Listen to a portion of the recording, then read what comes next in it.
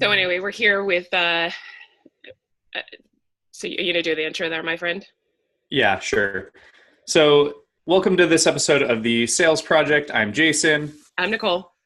and today we have Chris Strub with us. And Chris is an interesting guy. When I kind of started doing my homework on him, I heard about him through Nicole as this killer expert on Twitter. So I was like, I got to look this guy up and see what he's all about. So, um, author, speaker in every every state. He's done a lot on Twitter and Snapchat, and he's got a killer YouTube channel and website. And what I really want to maybe start with, Chris, is kind of give a little background because you're very passionate about giving days, and you're traveling across the U.S. Speaking at these different events. So give us a little bit of background and kind of what got you to where you are right now, and kind of what your mission is of what you're doing. Yeah, well, first of all, thanks for having me. It's an honor and a pleasure. So very grateful to be here. As you mentioned, I've got my hands on a lot of different projects these days, between traveling around the country, speaking at different social media events. I'll be speaking at Social Media Marketing World next month in San Diego about Twitter. But my real focus this year, as you mentioned, is working with giving days around the United States. So a giving day is a 24-hour online giving event where nonprofits come together within a local area or a region or even a state to raise a whole lot of money, as much as they can from their local community. I'll be in San Antonio for the Big Give at the end of March, and then back in St. Louis for Give STL Day on May 1st. And so really excited to be supporting the work of a lot of different nonprofits around the country through my renewed focus with them. But again, as you mentioned, I'm the author of 50 States, 100 Days, the book. I've worked with big brands like Humana, Big Brothers, Big Sisters of America, and the Salvation Army, and just really enjoy using Twitter to be able to make new friends and get the message out there about all the different projects that I'm involved in. So how did you get going? Because I think I was listening to one of your past interviews, and it was maybe like 2015. You decided, I'm quitting my job. This is kind of what I'm passionate about. This is what I'm going all in on. What about kind of like either if it was Twitter specifically or socials in general that you said, hey, I feel like this is a platform for me to do what I'm passionate about, and I'm going to just take the leap and go for it? Yeah, I mean, Twitter for me has always been kind of an eye-opening experience. Obviously social media has evolved especially over the last few years with the introduction of like Snapchat and Instagram stories, and then the whole live streaming revolution. But I come from a journalism background. I worked at a newspaper in upstate New York in Binghamton for many years. And I really got started with the social media game. Of course, everybody had a Facebook page, but then Twitter came around, and it really became this opportunity to interact and engage with people. Really, for me, it started out with celebrities from around the world. So I was a pro wrestling fan, and I remember my first kind of aha moment was I tweeted to a pro wrestler, and I don't know if any of your listeners will recognize like the name Goldust, right, from the old 2000s and the 1990s wrestling days. So I sent a message to Goldust, and all of a sudden I'm looking at my tweet deck on my computer, and I got a message back from this wrestler, just a reply directly to me. And I said, wow, like this tells me that there are actually not just people listening, but there are influential people listening, right? Twitter was a way for me to reach really anybody that I wanted to. And I think over the last decade or so, I've really tried to take that to the next level with interacting with brands and businesses and obviously individuals like yourselves and Chelsea and a lot of different listeners, readers of the book, nonprofits. Twitter is just this really great opportunity to stay open and be communicative. But again, just to kind of to put a bow on your question, there's much more to my story than just the Twitter experience. Working with different nonprofits around the United States, I could spend a whole nother hour with you guys talking about the sort of the formative nature of where those experiences came from with Pay Away the Layaway in 2014 here in South Carolina. But the bottom line, guys, is that I love using the power of social media to affect positive change, in the communities where I'm working and really around the world. And it's been a really special kind of magic carpet ride over the last few years as the momentum has picked up. That's really cool. I follow you obviously on Instagram, and your real life stories is it's interesting how you have a deep connection. Like I feel like we're best friends right now, actually, because of what you do every single day, and it's just it's amazing to me. And I've written a couple notes to you like, hey, bud, go to sleep. Like you need some rest, but literally you have used it as your real life. I've never seen somebody like, obviously we're big fans of Chelsea. She uses her stories a little differently than you do. So explain what's your purpose as far as the real life stories in Instagram? Yeah, it's very interesting. And I think we're going to break this down a little bit. We're going to sort of disambiguate the differences between the platforms. Okay. That Twitter has been a really great way to bring people into your circle. Brian Fanzo talks about this a lot as well. Twitter is kind of that surface level where I take a lot of actions on Twitter where anyone can see what's going on. And there's sort of this I'm trying to find the right metaphor, but this force kind of moving through the social media world. People go like, oh, what's that? And they can kind of follow and they can see from a distance. And then I would say that Instagram is kind of that second level, right? Where if you follow me on Instagram and you watch those stories, I want you to feel like you're here with me in South Carolina. The name of my company, I Am Here LLC. I travel around a lot. Nicole, I'm sure you've seen me get on an airplane and be in California and Texas and all these different places. So the idea with Instagram stories, and again, this is very much in the Chelsea Pites model, is to think camera first, but also just to humanize and to bring you in and make you feel like you're part of the journey with me. And for people that have been following me for years and years, that this isn't, it's not snap your fingers and be successful. It's a long-term process. Jason mentioned that my story really started, obviously my story started in 1985 when I was born, I guess. But the adventure of being this sort of shout out to mom and dad, and there you go. But the process of growing really in this social entrepreneurial space, I would say started back in 2014. As you mentioned, when I quit my day job and really tried to go all in with this, as Chelsea would describe it, a camera first strategy. If you follow me on social media, for better or for worse, you know who I am, you know what I look like, you know what I'm going through. And, as you said, I want you to feel like you're my best friend. And, to hear that on this podcast is really reassuring because, again, I'm trying to invite my viewers and my listeners and my audience, my community, so to speak, along for the ride. And as sales and business come in, it's almost an after effect of that relationship building that takes place over weeks, months, and years. Yeah, and I think that how it's the most basic concept that you are actually presenting on Instagram is too. It's just amazing to me. So it's not fluff. You're not doing any plugs. It is real. It's you. You're actually. It's amazing. It's fun to watch actually. So.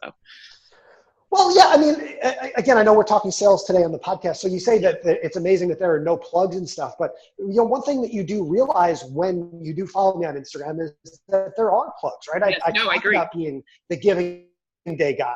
I'm trying to increase my opportunities to get out and speak at different social media conferences or go work with more giving days around the United States. Or, of course, I talk about 50 States, 100 Days, the book, quite frequently on Instagram. If someone gives the book a shout out, I'll reshare it into my story. So there's ways, I think, Nicole, to be salesy on all these different social media platforms without being salesy. I appreciate it. And for me, kind of burying, or not hiding, but just kind of incorporating those subtle sales messages. Now, some of my friends will tell me that it's not enough, that there's some things that I should be doing differently. And certainly I wish I was making more money from the work that I put in on my social media presence. But for me, it's a long-term game, right? Yep. Gary Vaynerchuk talks about this a lot, right? Like I want to be the most patient person in the space. I don't want you to feel like I'm pushing things at you all the time because then you turn away. Right. So it's all done with purpose and strategy behind it. It's very smart. Very smart. It's very humble too. I love it. Kind of going back to something you said about your kind of first initial interactions with Twitter and tweeting at a pro wrestler. And I honestly, I haven't been active on my Twitter in a long time, but if I was in my garage right now, you would see all these signed jerseys of athletes. And that was exactly how I was communicating. And it was the best feeling when you reached out to some NFL player and it was like you tweet something at them and they either retweet it or they send you a, you know, like you said, it's like they're mentioning something directly to you. And it was like, you felt like you were best buds with everybody, you know? And I was able to like, You know, go ahead.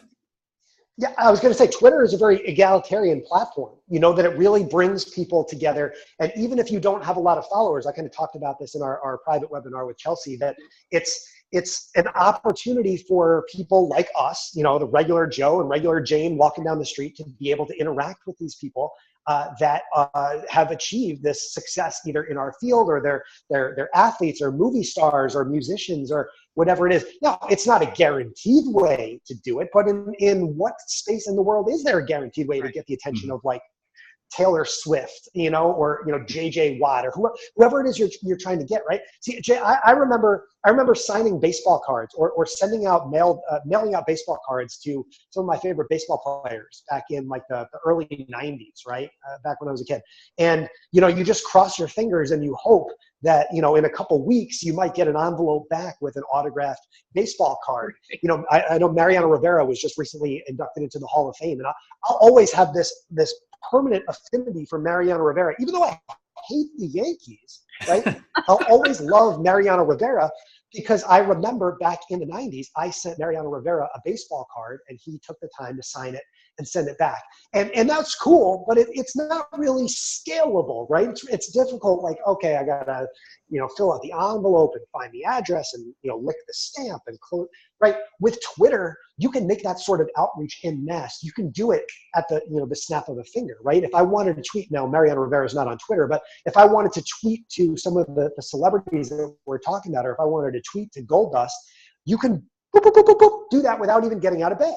Yep. You know, and then you can get that gratification, you can get that response again without ever leaving the confines of your apartment. So it's really, really interesting to me how Twitter in particular, you know, all of social media, but really Twitter has opened up the world to be able to communicate, you know, in a two-way fashion, for better or for worse, with celebrities and athletes and all these people of status that we look to become. Politicians, sure. What do you think in terms of like, obviously we're kind of sales focused here. So like using a platform like Twitter where maybe you know, just like you said, it's a couple keystrokes, you can send anything out to anybody you want. What is your experience with like, if you have somebody you are really trying to get your name or message in front of, even if it's kind of what your giving day guy stuff, what's been kind of like maybe a strategy or two that you've used or employed to say, hey, I'm going to maybe reach out to X, Y, and Z so often. Here's how I want to craft my message. Because, you know, on Twitter, you only have, you know, so many characters. And how do you get kind of seen in this long list of mentions that some of these high profile people have and get noticed? So I think there's two answers to this question. So I want to start by saying, make sure you have your own house in order, so to speak, right? You know, that when you are able to eventually and inevitably get the attention of the person that you're trying to talk to or you're trying to communicate with, when they take the time to look at you and figure out who you are, then you want to have your own profile set up. You want to have your own pinned tweet set up. You want people, when you do get somebody's attention, right, you want them to understand where you're coming from and what your goals are and what you're trying to accomplish. Right. So before you start doing any outreach, and I talked about this on Chelsea's webinar as well, you want to try and make sure that your profile is optimized. You want to make sure that you have a nice cover photo. You have a professional looking profile picture. You want to have a link in your profile that links to your website. Because again, when you're making this sort of outreach, you have the added benefit also that all of the other people, and this is why Gary Vaynerchuk has become so successful, right?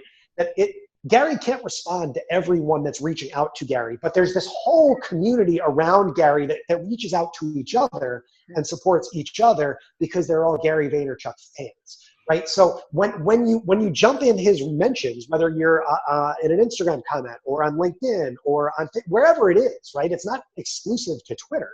You're going to see that other people are also in that community. They're in the crowd there waving along with you, right? Imagine being in the front row at a Taylor Swift concert. And now when you look to your left and you look to your right, you're surrounded by 10,000 other Swifties, right? See, I'm hip like the kids now, right? I know that they're Swifties, right? So you're seeing your people around you, right?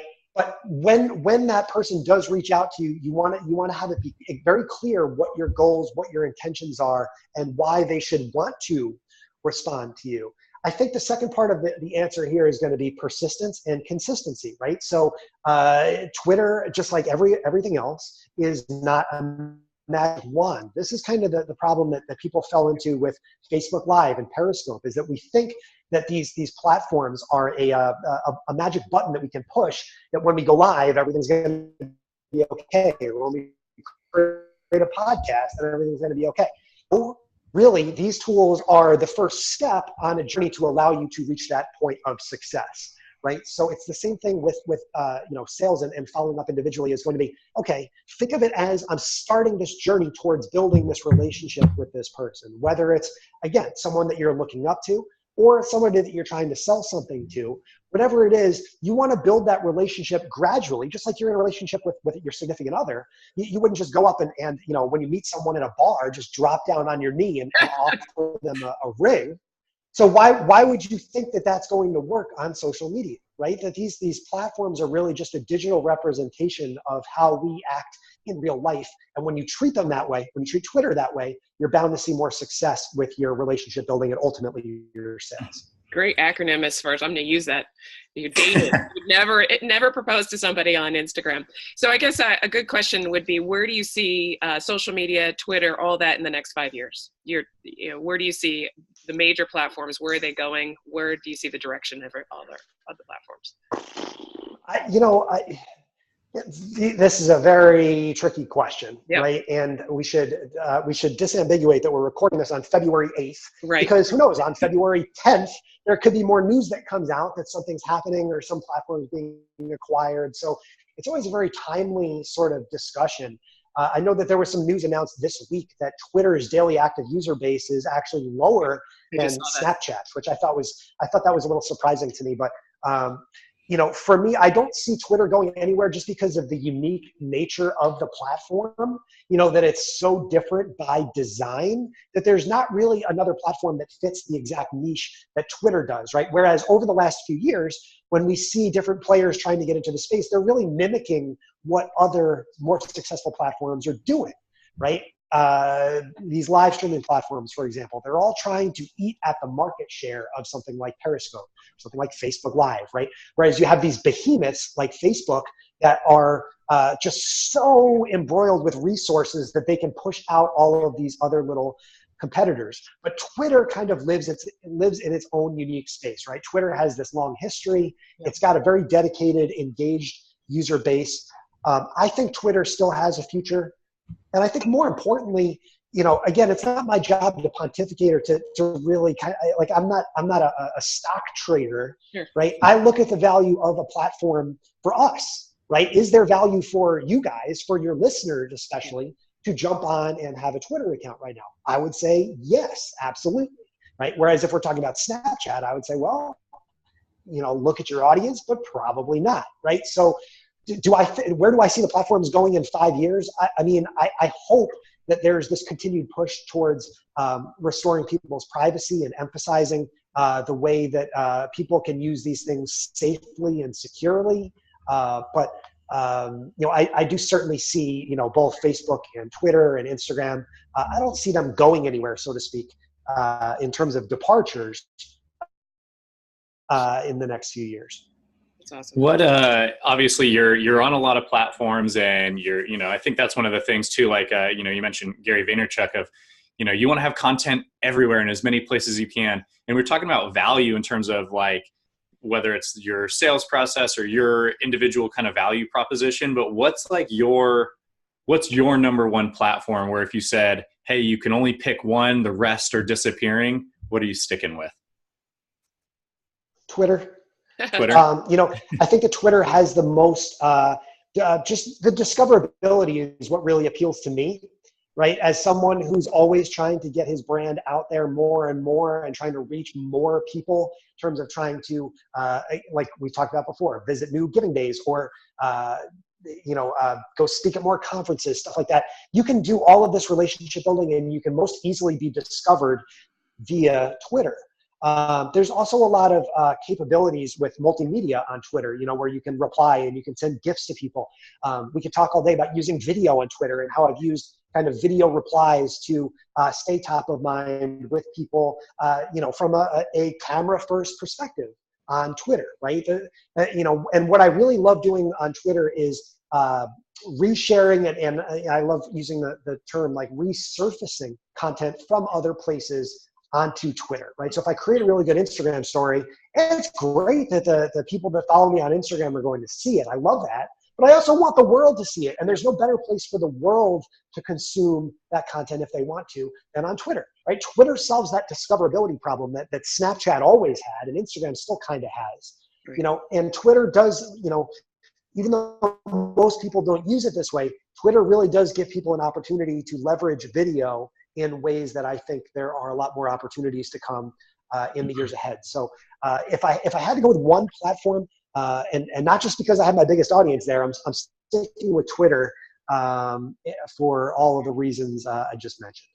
What about, so like if, like I haven't been on Twitter in a while. I actually just opened up my Twitter app the other day and I was like, wow, I hadn't had somebody mention me since 2015. So I haven't been active on there at all.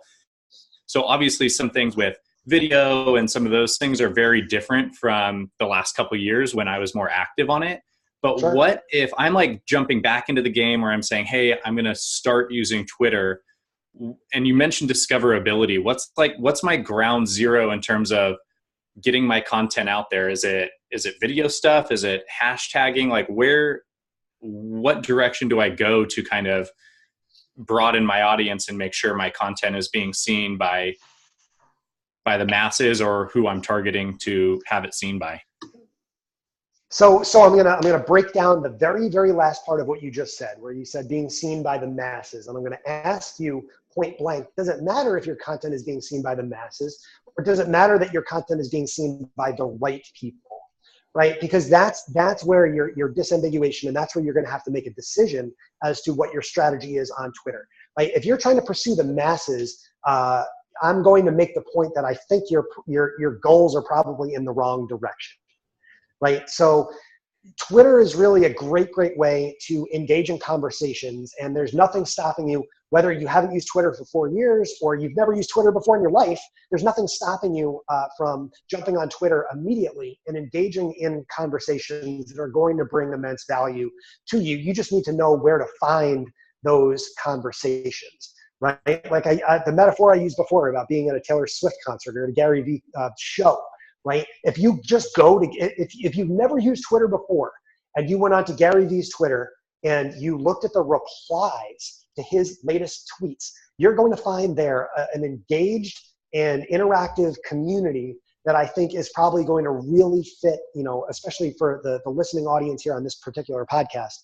Those are the people that you really want to be communicating with. So I'll go through, if I'm you, and just look at the replies to some of the most recent content that Gary Vaynerchuk has put up and just follow all those people, right? Send them a message and build your following from there.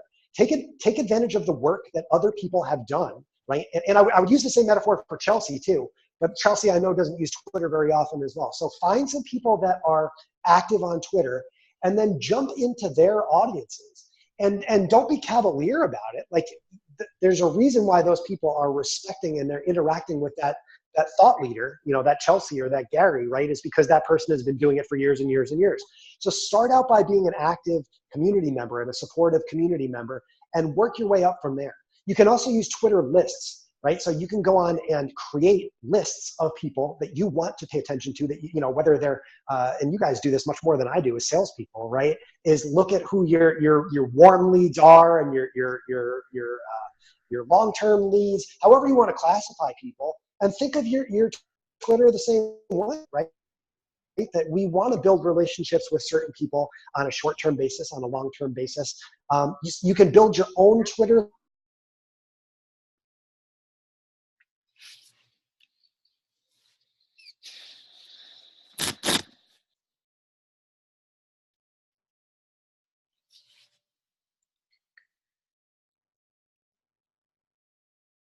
that may be, for your listeners, they may be potential long-term clients. So you leverage lists to be able to consume just the content that you want to engage with. And then as Chelsea once told me wisely, like, don't just mindlessly scroll, engage, right? When you see something that is interesting to you, say hello, be part of the conversation, right? Like that's why I'm here on this podcast, right? Like, if Nicole never said anything to me, then I wouldn't be here. Right. Yeah. But Nicole was like, hey, Chris, what's up? And now I'm on your podcast. It's really as simple as that. It's true. It's not rocket science. It's true. That people want to support, they want to help people. But you have to take the first step to reach out and be like, hey, what's up? Like, I appreciate your content. Let's collab. Yeah. Well, on that note, right? Chris, thank you so much for being here. When you're in San Diego, we'd love to possibly meet up at the whatever the convention that's going down in San Diego. So give us a call. We'd love to connect with you. And thank you so much for your time. And where can we all find you, by the way, on your handles? Well, you can find me on Twitter. You can find me on Twitter, of course, at Chris Strub. I try and be very responsive. I do what we call Twitter and treadmill, Nicole. So I'll wake up and I'll go downstairs to the treadmill and I'll just reply to tweets for hours. Yesterday, I think it was 2.5 hours on the treadmill of content. So if you don't think you can get engagement on Twitter, I challenge you to take a look at some of the tweets and stuff that I'm sending out. My website is teamstrub.com. And of course, as Nicole mentioned, you can find me on stage at Social Media Marketing World 2019. I speak March 22nd at 3:40 p.m. Pacific time, all about Twitter. So hopefully I'll see you there. Absolutely. Thanks, Chris. I really appreciate your time. You got it, guys. Bye. Back at you. Thanks.